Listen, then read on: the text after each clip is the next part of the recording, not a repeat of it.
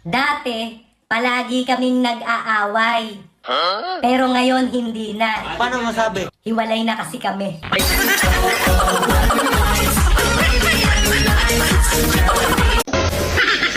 Kung ang mga babae ay bulaklak,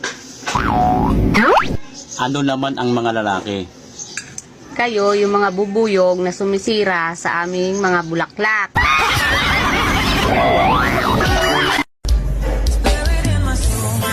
Sabi nila, hindi ka daw matututo hanggat hindi ka nadadapa. Hindi rin totoo yun.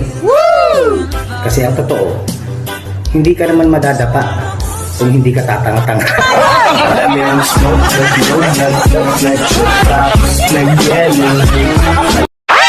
Pangit daw tignan yung mataba.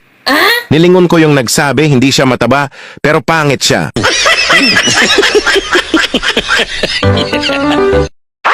Pangit daw tignan yung mataba.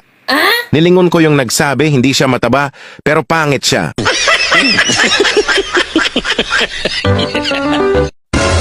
Naniniwala ako sa kasabihan na pag may away sa bahay, nakasilip agad si kapitbahay.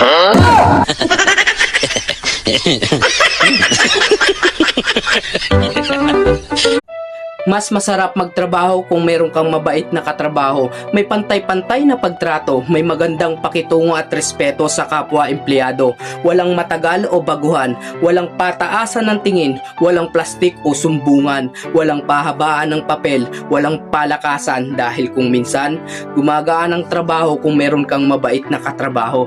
Kaya maliit man ang sahod mo sa iyong trabaho, mahalin mo ito, lalo na kung walang ibang tutulong sa'yo kung hindi ang sarili mo.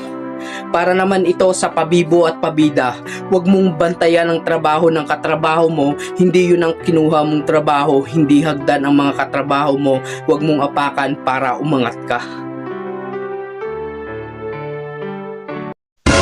Mas focus ako ngayon sa pera kesa sa tao. Bakit kamo? Kasi wala pa akong nakitang pera na hindi ko nagustuhan.